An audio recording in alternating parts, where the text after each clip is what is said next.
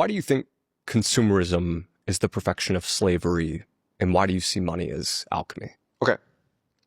All right. So this is a really complicated question, okay? So I want to introduce two philosophers to help us structure our discussion. The first is Immanuel Kant. What Immanuel Kant says is that there's no objective reality. Everything is a creation of our imagination, right? So he differentiates between noumena and phenomena. Noumena are the things in themselves. The phenomena are the things to us. And so what we do every day is we participate in reality. We create reality because we filter reality using time and space. So time and space exists to us. They are what is called the ego. But time and space don't actually exist outside of us. And so that's a really important idea to understand, that reality is a hallucination. It's a collective creation. So whatever we imagine reality it to be, reality becomes. Okay, so that's the first idea. Second idea is Plato's cave.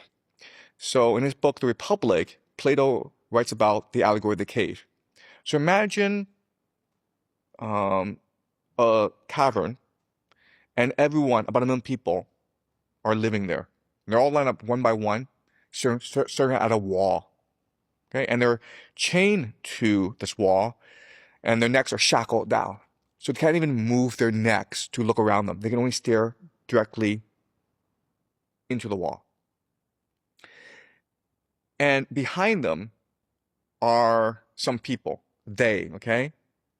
Plato never clarifies who they are. Doesn't really matter who they are. Okay? But what they do is there's a fire behind them, and they take puppets and they reflect these puppets onto the wall. And so the only thing we can see is the wall, right? So we see these shadows and we think that this is reality itself. Okay, we know that, you and I know better, but the people inside the cave, because they've never been outside, they've never seen sunlight, they don't understand the concept of shadows. So they think these shadows are reality itself. And so what they do is they give names to these shadows. They create stories out of these shadows. They create a religion out of these shadows. So what these shadows are a way to structure and direct and focus our attention. And in our world, that's what money is. Okay? Money is alchemy. It doesn't exist outside of us. It's only because we believe it has value. It has value. So now the question is, how did we get to this system? How was this system created? Well, believe it or not, but for the longest time, money was not an issue for people. So for example, let's go to the Vikings. If you're a Viking, what you did was you spent most of your time farming or fishing, but now and then you and your mates got together and you go and raided an Irish village or an English village for fun, okay? And you would target monasteries, because in monasteries there was a lot of gold. They would print books, and then the book covers would have a lot of gold, especially Bibles. And then they would take this gold and maybe sell it. They might capture some slaves, and then they would sell it to the Ottomans or the Byzantines, whoever, okay? And so they would make a lot of money in these raids. The moment they got back home, they spent all this money on a feast for the community. And that's like literally how people spent their money. They didn't save it because there was no point, right? I mean, you could save your money by digging a hole and putting all the gold in the ground, but why would you do that? That was pointless. What you cared about was your reputation among your peers. What you cared about was a community. What you cared about was leaving a legacy, a memory. And then so the memory was not money. The memory was the stories. And that's why they went and raided these Irish villages and these British villages. Not because they wanted the gold. The gold was useful, but what was more useful to them was the stories that they could tell their friends about how they went over and killed a lot of people and did all these amazing things. That's what their social currency was, right? what they want to do was like sit in their longhouses in the cold of winter, and there's a fire, and they would tell each other these stories of, this great hero who went to Iceland and founded the colony there, and then he died for some silly reason. Okay, but they had all these great stories, and we still have them today. The sagas, right? The Norse sagas, and they're wonderful stories, and that's how most people live their lives in human history. This changed at a very particular time in human history. And the year is 1694. Okay, 1694.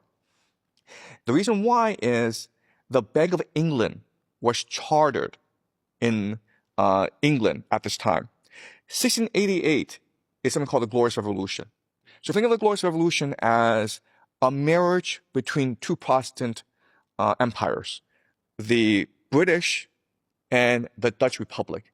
And at this time in history, the Dutch Republic were the wealthiest people in the world because they controlled the spice trade in the Far East.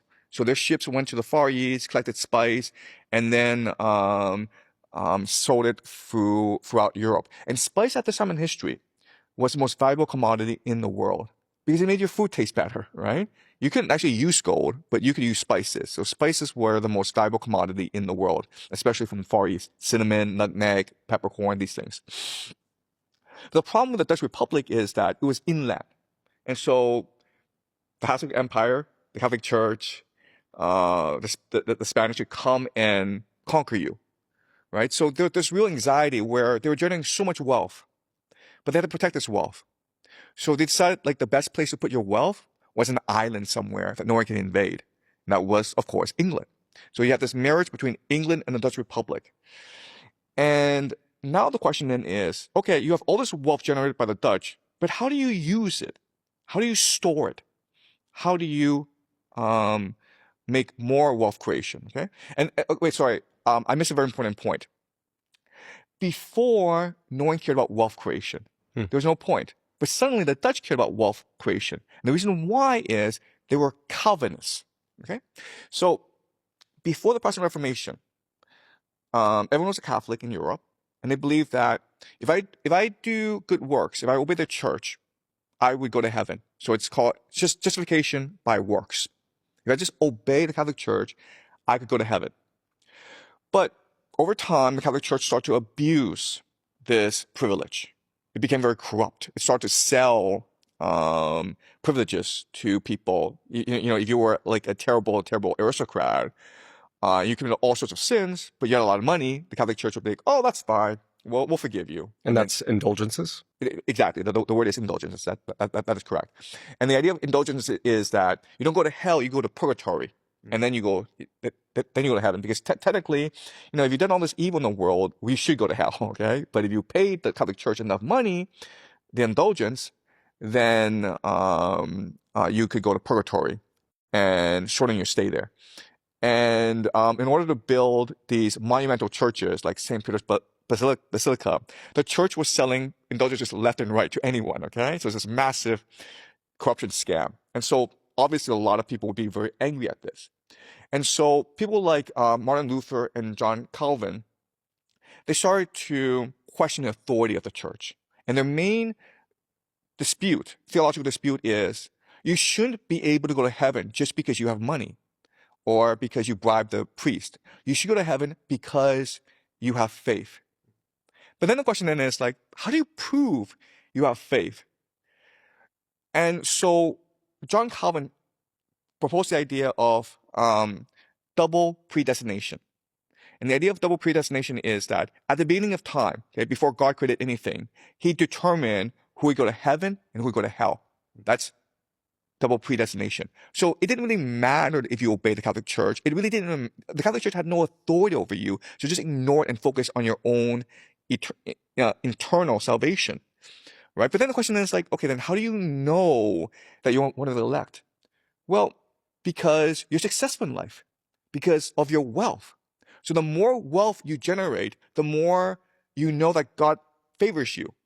But it was important not to spend this wealth, because then you show you are lustful, you are sinful, right? So this creates a very complex psychology where you are anxious to make as much money as possible, but you can't spend any of it because you don't want to show that you are sinful. And this is what led to the modern financial system, right? Because now the Dutch Republic, everyone's putting their money in the bank. And so the Dutch Republic can now take this wealth and then invest it in other places, okay? And this is what leads to capitalism.